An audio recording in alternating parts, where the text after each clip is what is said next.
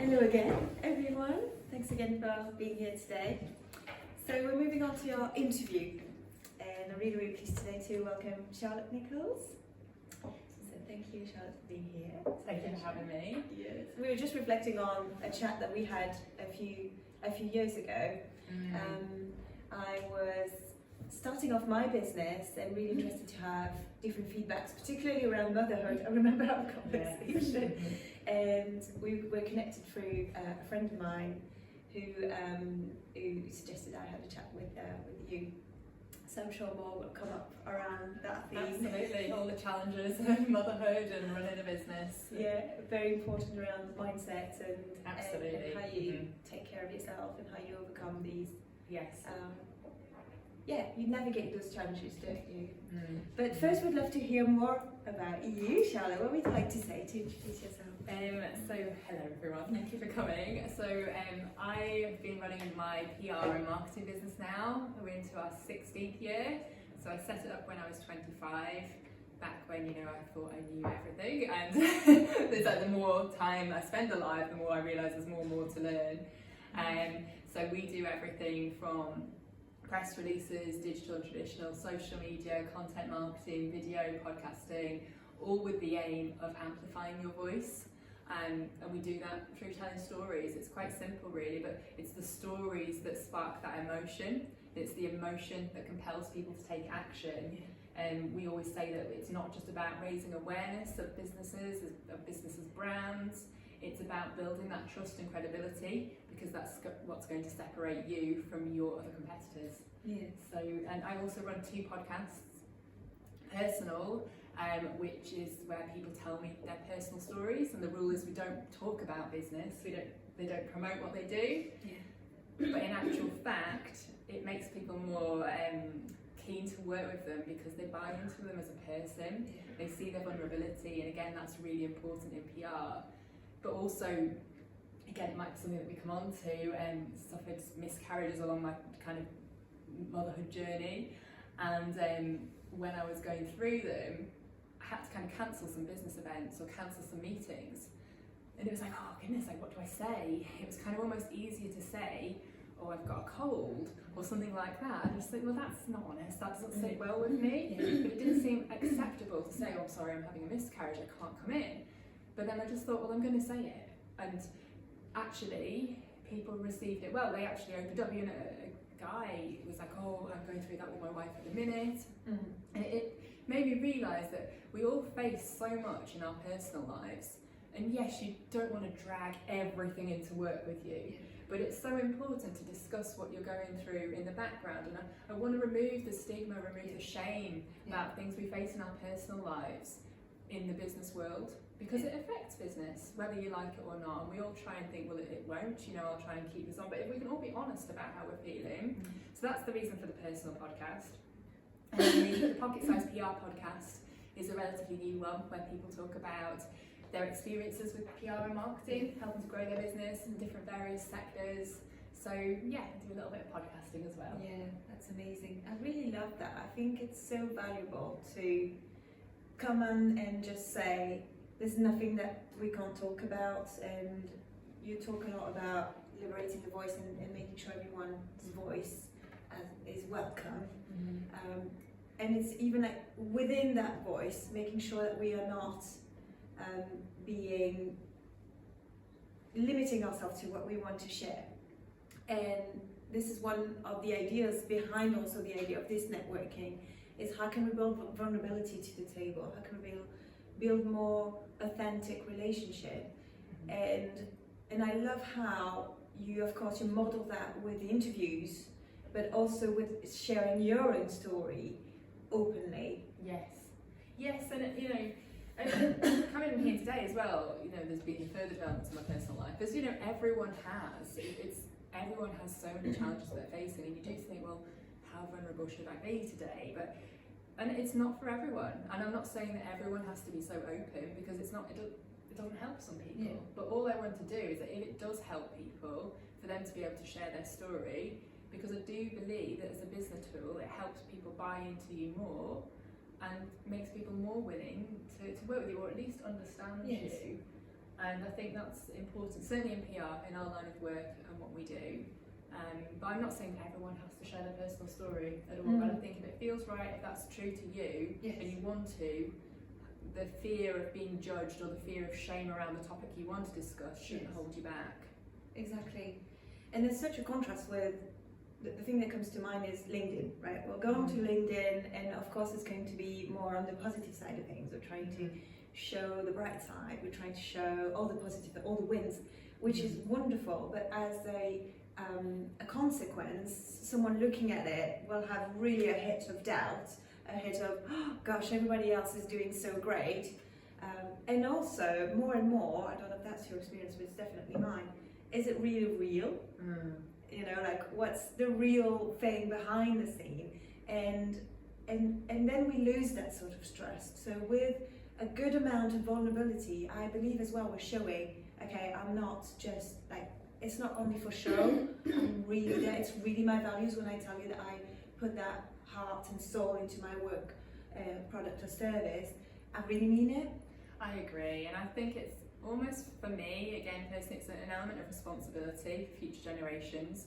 You know, if someone comes up to me and says, I want to set up my own business, or even I want to launch a podcast, I do say, brilliant, it's like one of the best things I've done in my life. However, it's also one of the hardest things that I've ever done in my life. It's very challenging. Make sure you enjoy your last holiday before you have one, before you set up your business, because it won't be the same again. And I think if I was just like, yeah, it's brilliant, I'm making so much money, which, you know, isn't always true. Any business owner knows that. Oh, I'm so flexible, I can work when I want, which again isn't always true when you're setting up a business. We're doing the future generations a disservice, and I feel generations before us, they had that facade about them. Like, oh yes, this is fine, everything's great. You know, in the middle of a really tough recession, we're still doing great, thank you very much. Inside they're dying, think, how am I going to make ends meet this month? And I totally, you know, I think that there's a line sometimes as well, because you don't want to constantly just be sharing loads of personal stuff and nothing about business. I think there has to be a nice balance between them, and equally no one wants to chat to a prophet of doom or like a mood hoover who's literally just sapping the energy out of them as well. I think it's about being honest, vulnerable, but, you know, almost still trying to keep a good energy about you. Very true, very true. And it is tricky. I love what you shared as well about the business, about the reality of what it is day to day. Equally, even with all these challenges, and I think I hear that from you too, I wouldn't change any of it. And the challenges that it brings to the table, and I believe that that's something also very personal, but you can really get the good out of it.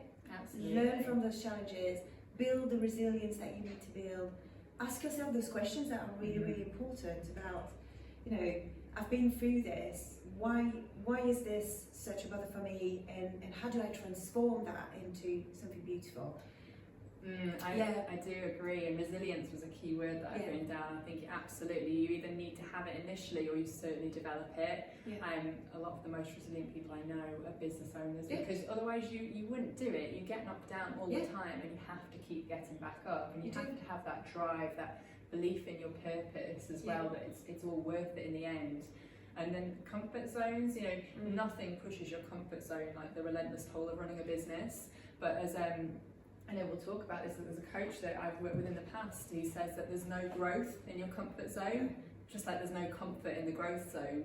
And it's so true. And I 100% am a better person personally because of the challenges I face day to day in my business. Because it makes you have to be better. You have to be better as a person to be then better as a business owner to then have a better business. Absolutely. And I think this is the crossover. So we were saying, how do we bring our personal life into what we talk about our brand? And I think this is another connection, like sort of back and forth with sort of between business and personal. And it makes you a more like whole person, doesn't it? To run your own business, because it makes you work deeply in, you know, reflecting deeply on you, as well as the personal things hitting your business naturally and influences. I feel it's actually a way to be more complete in my experience. Yes, definitely. It does make sense. And it might sound like a contradiction, because you might think, well, if business is so stressful and you're having to work all hours, and where's the time for your family? But you find both. It's almost like, I don't know if you found this, Clem, when you had a baby, it's almost like this love just blossomed out of nowhere. You always thought you were a loving person, but suddenly it's like they're tenfold, 100-fold. And it's the same, I feel, when you're doing something you love as a business. And yeah, I think you have to love it. And it is like any relationship. There's times when you're out of love with it. There's times when you hate it. There's times when you're like so passionate and focused about it. But it's just about riding those waves. And I think if you can have that love in your business life, then you're happy, and then it translates, you're so happy and grateful and loving of your time when you are at home, when you're not working. So yeah, I do agree with that. But it is hard. Balance is also a key word, I find, running a business. Not just balance in your energy levels, because it does drain your energy levels sometimes, but balance between business, personal life, health. And it's also remembering, it's something certainly I was guilty of in the early days, is remembering, why am I actually doing this? You get so sucked into the day-to-day, the stresses, especially when you have a team, making sure your team are all happy, that you forget about if you're happy, if you're actually still aligned to your purpose and your mission of why you actually set it up in the first place. And there's been times when I've drifted away because I've got so focused on, making sure the team are happy rather than it's doing what I wanted to do. So would you answer this question for us? Why do you do what you do? And maybe going back to sort of the early days, how did it all start? Yes. A few years ago now. Yes, so I did loads of digging in 2023. I just had my second baby, and I was feeling motivated to kind of come back to work. I felt like I'd had my children, and I was like, right, obviously children are always priority with me, but I'm just like, right, okay, let's see what we can do. And part of the task, I did this scaling up course with the Entrepreneurs Forum. It was about really digging into your why, your purpose, your mission. And I had a why before it, and again, the coach I was working with at the time was just like, no, you need to dig deeper. That's not answering the question, And it's a good tip that I found. I think I read it in a book somewhere.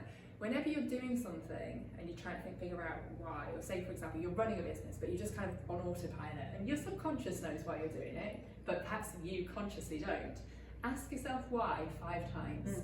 So I run a PR agency. Why do I do that? It's like, because I want to help brands. Why is that important to me? So it's really digging deeper. It's quite a painful exercise, because it's almost like extracting things that your inner wisdom knows and just thinks, well, you know this, so why should I tell you?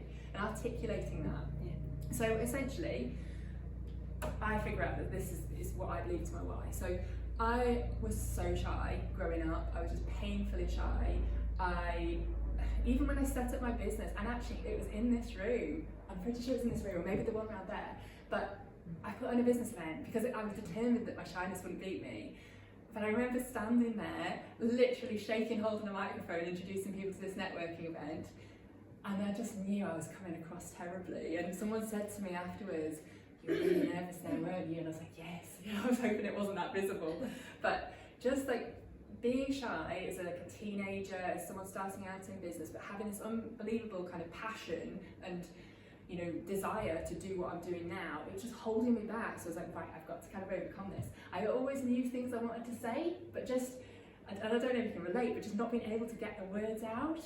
It's such a disempowering feeling. It's just awful. And so I eventually, through hard work and kind of forcing myself in situations again that you're uncomfortable in, got over it. Just don't get me wrong, there's still situations today to keep pushing it. When I'm speaking in front of a lot of people, I am still very, very nervous, and I think that's normal. But I had to keep pushing through it. And my thought is that there's business owners, there's businesses out there who perhaps they know what to say, but they just are so vulnerable, they don't want to share it. They kind of fear sharing it. So I want to help them share their message and give them a voice, amplify a voice, because I know how painful it is to not do that. So we kind of say, that it's painful when your voice isn't heard, and we believe that everyone deserves the right to be heard. People don't necessarily have to agree with what you have to say, but it's just nice that they have a chance. And there could be customers out there or clients out there that really need their services, but they just don't know it exists. So it feels so good for me to know that we're helping our clients share their messages. And this might sound really far-fetched, but what they have to say could actually change the world for the better. Especially if it's an environmental product, which we love working with those types of clients, it can have such an impact. Even if it is, you know, I was talking to Susan before, you know, social work, things like that, are so important. Even if you help one person by sharing your message, that's changing their lives for the better, and that's so powerful. So that, I believe that's why I do what I do. Sorry, that's a really long answer. Brilliant. It's excellent. Yeah, and I love how it is relating to, you know, your starting point as well, and your struggles. Like, it's really hard to believe, like hearing you now. Do you know what I mean? Like imagining that experience. So again, the importance of sharing the journey, and because for a lot of people, it's also like just planting that seed of belief of yes, it can happen. I do not see it now. I don't feel like I can or I can't. I feel stuck right now. Yes. But there's a way, and you provide a way by doing what you do, and doing that has that sort of bigger impact, and we can see the passion within you. But that hope behind it, that message of hope, I find so critical. But still being like realistic and like, okay, it's still going to be work. You're going to have to make a lot of effort. And I think that's what also coaching does when you go through a coaching journey. It's like, well, there's going to be work to do. Definitely. But it's so worth it. That's a really critical point, because it's the same in PR, I find, as well as coaching. You still have to do a lot of work. Like, we're not mind readers. I wish maybe AI will invent a machine where we just read your mind, we know your personal story, we know all the answers to an interview question, but it's still work, and you've got to put in that work. But it's almost like there's someone on the other side that's amplifying all the effort that you're making, so it's, you know, even more worthwhile. And also that gentle guiding hand, isn't it? Like, just really that hand holding of, like, I love that belief that you've got the answers in you. We'll help you find them. Because for a lot of people, it's that too. Like, they know it's somewhere. They kind of have a little bit of a glimpse, but it's very vague, no? Oh, the power of intuition. I don't think it's talked about enough in a business setting. It's seen as one of these kind of almost feminine, flowery words. And I think often, and maybe it is more so within women, we know what's right and what's wrong. It's having that inner belief to then take some action to pursue it. And I feel we're kind of, hopefully, we're getting to a crossroads in business where the kind of spirituality, intuition is starting to become part of business life. Again, the podcast, we talk about things like that would traditionally have perhaps been laughed off. But I think it's really important that we do that. You know, especially even if you look at the really simple thing of what we do. We use words, you spell words, and words create spells in people's minds. You know, the type of language we use when we're describing a brand, we really think about that. You know, what type of words are going to spark the right emotions or right feelings for you? Does that sit right with you? Is that in line with your values? Is that in line with your mission? Because we know that, you know, that words are almost taken for granted these days, but they're so powerful still, the choice of language. Absolutely, 100%. And the difference it can make. And the difference, I love the parallel. Sorry, I'm making quite a lot of parallels between what you do and sort of the coaching, because the result of that, the clarity of your voice and the clarity of the message, is going to change the way you present yourself to the world. It's going to change your body language. It's going to change, you know, that knowing and that strength that it creates inside of you is far just beyond a PR campaign, isn't it? Oh, totally. And you're so right, because you could say one thing to someone and it empowers them, and you could say, through the choice of language, you could say the same thing using less kind of emotive language, and they're just like, oh, okay, you know, sort of thing. So it's incredibly important in both our roles, I think, the choice of language we use and things we say. And also individualism, you know, because that's so important. That's the hardest thing I find about running a business. There's no one-size-fits-all management approach or motivation. I could say one thing to one person at work and it'll motivate them. Say the same thing to someone else, it'll demotivate them. So it's really kind of getting to know that individual and then thinking about and asking sometimes, you know, what's an important thing for you in your life? What are your values? What's your personal mission? And I think a lot of us, we don't know our personal mission enough. Yet we expect to run a business to serve our personal mission, but we don't really know exactly what that is. I found that times and times again with businesses and business owners. Initially, they go for a first business venture, which is close to what they want to do, but not quite, because maybe it's a little bit less risky, that they feel that they're still a little bit like in the comfort zone, although it's, you know, taking a big leap. And then it evolves, and either the business evolves itself, or they go and create another business and eventually they go, no, this is what I really want to do, really, really deep down. And this is, again, this alignment between the professional and the personal side of things. Yes. Is that also your experience? Have you noticed that? I've noticed that through business owners we've worked with, but I think sometimes you have to do a lot of what you don't want to do. You figure that out, you think it's what you want to do, and it's actually quite brave and bold to say, actually, I'm not enjoying this. And sometimes you can be really good at something, and you could be making lots of money at it, but actually it doesn't fill your soul with joy. Yeah. So it is. It's part of the journey. I'm not saying it's. I agree with you. It's not Mm-hmm. like a mistake or not to see as something that went wrong, but Mhm. part of that discovery too, and that getting Yes. closer. Yeah, definitely. And even, yes, I still run a PR agency, very, very similar actually to the one I set up in 2009, but the services have evolved to not only suit the market, but also to suit my personal needs. Yes. Like the podcasting side is something that we really enjoy doing, and I really enjoy doing it. And so we shift our focus. And then it's not just about me when you have a team. It's like, well, what do you like doing? And right, well, you can develop this side of things. So it's about evolving it, even though it still looks the same above the door. Yes. Yeah, that flexibility. Yeah, flexibility is important. I think if we're all honest as like business owners, flexibility is often one of the main factors that we set up. Even if you have to sacrifice that initially, I've got to the stage 16 years in where actually I do have flexibility, and I'm incredibly grateful for that, because my children are at school. I've got a 3-year-old and 6-year-old. 3-year-old I'm still off with 2 days a week pretty much. I work most evenings and I work every other weekend. I'm separated from their father, so I can still achieve the balance that I need, and I'm so grateful for that flexibility that it's given me. It's almost like it's paying me back now, but it's 16 years in. But that's a massive thing for me at the stage of life I'm at right now. Yeah, great. It's amazing. Yeah, you've done so much work. It's so impressive.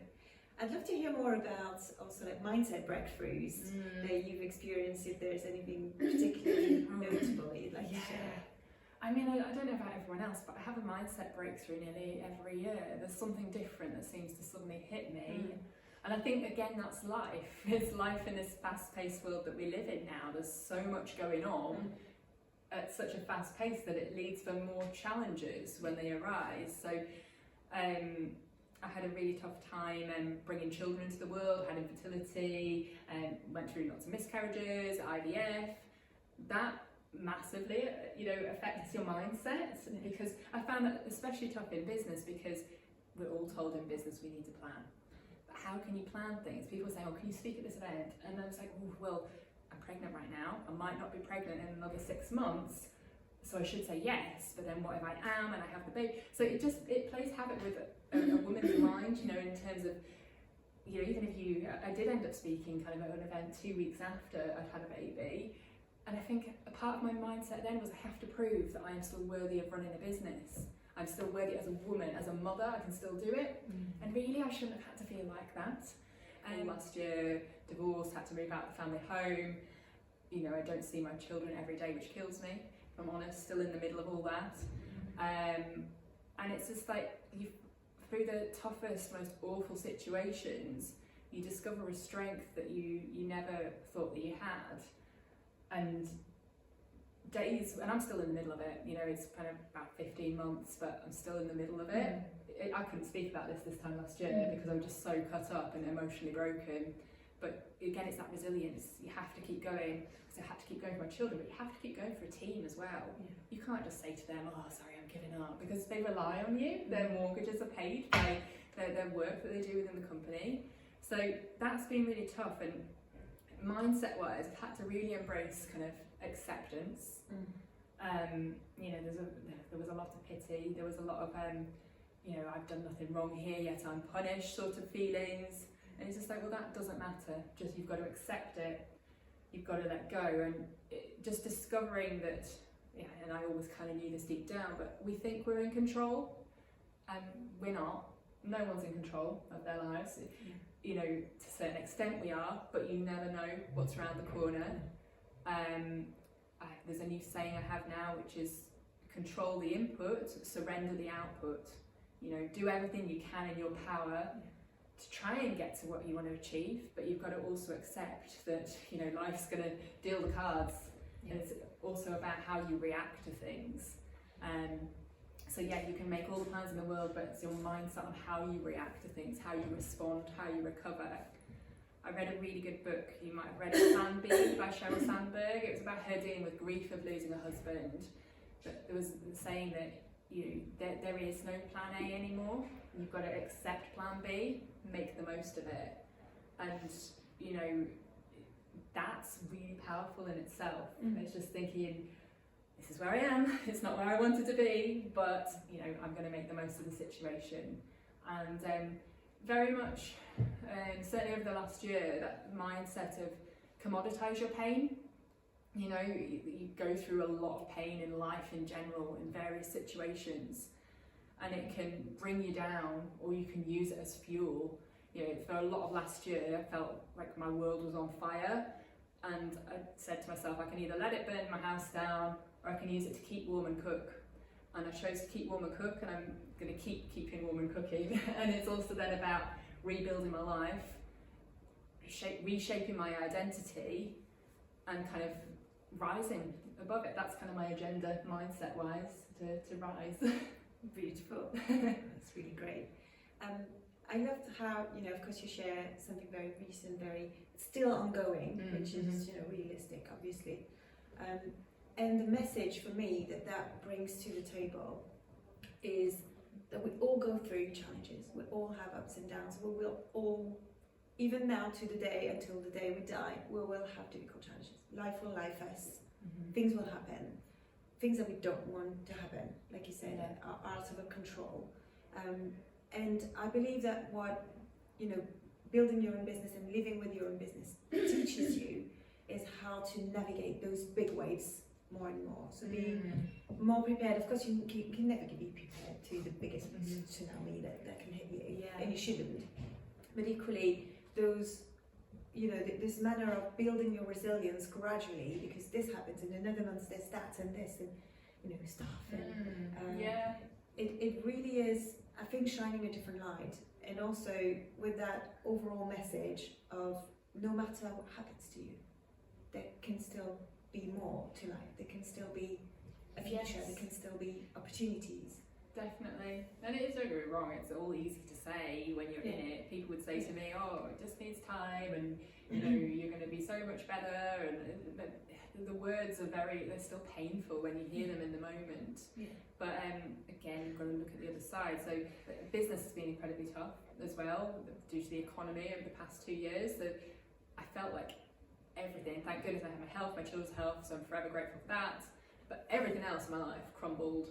And but you know, I had a couple of people hand in their notice at work, and usually that would have sent me spiraling, stressed all night, thinking, oh my goodness, what am I going to do? And it's sort of, it's nothing. It's fine. And if anything, mindset wise, whenever I've had a tough day, or I've got or I'm a bit stressed with things, I think back to November 24, which, you know, isn't that long ago really, but I, at that time, was finalising divorce papers, trying to rush through court orders. It was extremely emotive, extremely stressful, financial worries, moving out of my house pretty much on my own. My parents did help a bit, and they let me move into their house, but unpacking again on my own. The girls had moved into a new house, they weren't sleeping, so I was getting very little sleep. Business was incredibly tough. I think that was when 2 people had handed in their notice, just for unrelated reasons. And I was also doing a speaking opportunity to, I think it was about 1,000 people, something I'd never done before. I was up until like 1 a.m, 2 a.m. trying to prepare for it. And I just kind of thought, well, if I can get through this month, then hopefully, and I know again, life can throw anything at you, but I just like, hopefully things won't be as hard as this month and as hard as they are right now. It's always like the harder things get, the more resilience you build up to deal with what's next. So yeah, in some ways I'm just like, right, well, I'm stronger because of it, even though I'd never wanted to be stronger. Yeah, exactly. It's to find the gift where you can find it without wishing that it would happen to you. That would be a lie, would it? Yeah, oh, absolutely. We wouldn't want that. No. Wouldn't wish that onto anyone else, I think, who include it. Yeah. Looking at, okay, what are actually the sides that I can use? Like you were talking about the fuel, I think it's a really, really powerful way to look at it and just go, how can that actually serve me? Yeah, definitely. And it is a powerful fuel, but you know, obviously you can burn out if you keep doing things. You've got to still. I was very clear. It cemented my personal values going through this, which now, you know, I have no problem. I can just reel off straight away. I've got kind of very clear life goals coming out of this, which, you know, before I always did, but I was so comfortable and so happy that I've always been naturally very motivated, but it wasn't like this. So, you know, at the end of the day as well, financially, when you're on your own, you have, especially as a business owner, self-employed, that is quite a strong motivator to make sure that things are working out. It is pressure that I feel. Yeah, it's a different kind of drive, I hear. It's almost like a necessity. Like before that, I mean, I still earned my own way and everything like that, but I knew I had a backup plan. Whereas now, I don't. I absolutely have to make my business a financial success, and success is often linked with the financial performance of a business. And it's not always about that. You know, for me, I see a success that I'm able to work flexibly, pick my kids up from school, and you know, for some people that's not important. That's totally fine as well. But now I have to make sure it's both, which I really do feel. I don't want to sacrifice the flexibility for the financial, but often again, as women, as parents, we're caught in that dilemma. You know, how many times do I speak to women who are handing their children over to nursery, something I did, and something I think they've benefited for, but I'm just like, oh my goodness, I'd much rather just be cuddling you all day, but I've got to earn money because I want to give you a good life. And it's that constant trade-off, and then you feel guilty. Either way, I would feel guilty sometimes. I sometimes do feel guilty on my days off, like, oh, my team are working, they could probably do with my support today. But you know, I'm with my daughter, it's so amazing. And then if I'm at work, I'm like, oh my goodness, I want to be with my daughter. It's just a constant, I don't know, it messes with your head. It does, yeah. And it's another thing, I believe, that you learn to juggle. It's new skills. Like we were talking about that just before we started, like the constant interruption, the constant like having to focus and the moving your attention from one thing to another, dealing with young children and a business. But funnily enough, again, I would not have it any other way. Like my business is bringing so much to my balance. If I didn't have that, I would probably go mad. No, I'm very similar to you, and almost when I come back, so last week I had to go to a business meeting to pitch for new work. It was quite a big deal, and again, a big deal as in, you know, value to the business. So I was like, Mum, I have to go to this, please can you have Camille for like an hour, because again, that financial need. She's like, no problem. And I loved being there, and I loved pitching, but I loved coming back, and I felt energised the fact that I'd done a bit of that, but then I was then back to singing Row, Row, Row Your Boat, and it's crazy that we talked about that, isn't it? How it just flips. 1 minute you're singing a nursery rhyme, dancing like a crazy person around the living room, next minute you've got your business hat on, or you've sat on a Zoom meeting talking strategically about a business plan, and you have to almost put these hats on. You do. Particularly, I do find, and I don't want to come across sexist, but sometimes more as a woman, you have to do that. Because back when I was with my husband, I said when he started going to work straight away, I said, do you not feel guilty? And he's like, no.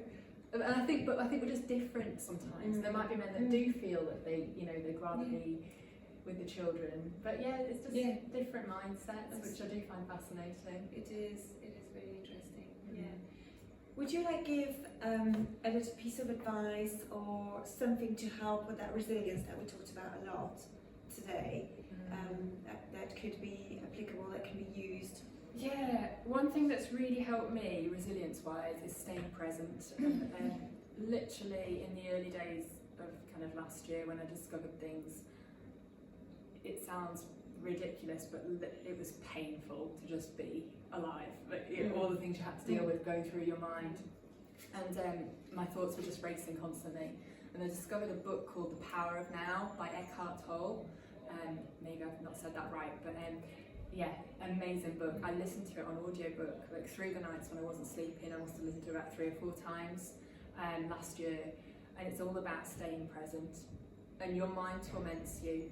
You're constantly living in the past or the future. You're either worried about the future, regretting your past, or caught up on something in the past. And I just thought, right now, you know, say for example, I'm starting work, I've got a day at work. Let's just live in the moment, and then, you know, worry about things later.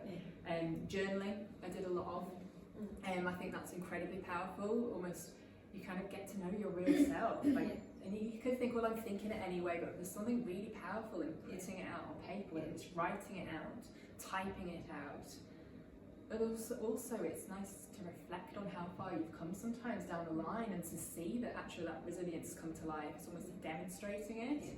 So I find that's really important. Peer group support, as well as professional support, coaches, therapists, even like Reiki, any kind of sort of spiritual guidance that you're into. Exercise, I find incredibly important. Keeping your body healthy helps keep your mind healthy. But the power of just chatting to people who've been in a similar situation to you, that has been incredibly powerful. So talking, again, sharing your experience, and not expecting too much of yourself. Just saying that this is the situation, it's going to be awful, I feel awful, I understand that I can't perhaps be performing at the best of my abilities right now, but let's just do our best, and taking it day by day, and gradually over time you see how far you've come, and definitely taking the time to reflect on how far you've come. I mean, one thing I used to do with the business, I used to keep a very basic diary where I just kind of set some goals, reflect on the year, and I found this book a little while ago, and it was so motivational to read it, because it was actually like, well, because in the moment, in that year, it would always be like, well, I haven't achieved those goals this year, and then set some more. But what I realised was a lag of about 5 years, and then I did end up achieving them. And I thought, well, actually, that's really motivational and empowering now to see that, yes, it might take a little bit longer than I first thought, but I actually can get there. So just journaling and reviewing your journal is really good for resilience, I think. Yeah, absolutely. They've proven now with sort of neuroscience the power of the difference between something that you're like sort of thinking and you're stuck in your head, and the moment that you put it out there with some distance, whether speaking or writing, is completely different. It loses the power of the negative, and the brain is wired for negative. You're 7 times more likely to notice negative rather than positive. It's to keep you safe, you know, like safe from the jungle, safe from the tigers and things like that. But equally, it's not serving you, because it then sort of just fires all the negative. So the moment you're putting a little bit of distance, it's like, you know, starting to be a bit freer from them. Gives it an outlet as well, and just getting the words out. When I was journaling daily last year, I'm just journaling weekly now. I felt like I needed that outlet in the end. Like at the end of every day, I'm like, right, I've got to write, I've got to get it out of my system, and it helped. But also, again, it's a cliche, but feeling is healing. It's so tempting to just throw yourself into work, and in all honesty, that's what I did with the miscarriages. I didn't deal with them. I just kept working through it. Thought, oh, this has happened. Oh, never mind. Let's work. Push it to the back of my mind, and the feelings just wait for you. It just waits until there's a calm moment and it resurfaces. So Ready to be felt. With this experience, I've been very keen. Even if I thought I had a good day, I'm like, no, we're journaling, we're writing it down, we're writing what we're feeling, because when this is done, I want it to be done. I don't want any of these feelings resurfacing. I want them all dealt with. And now I'm at the stage where I'm rereading the diaries again, which is very painful, if I'm honest. And I think, well, why am I doing this? But actually, again, I want it out. You want to process it now. Absolutely. Yeah, absolutely. It's the best way. Best way. Again, it's effort and work. Yes. But you know that then the future will be easier and brighter. Yes. Fingers crossed. Yes. Well done. Well, thank you so much, Charlotte. So we're going to stop here. We'll put all the details below the video to connect with you, the details of the different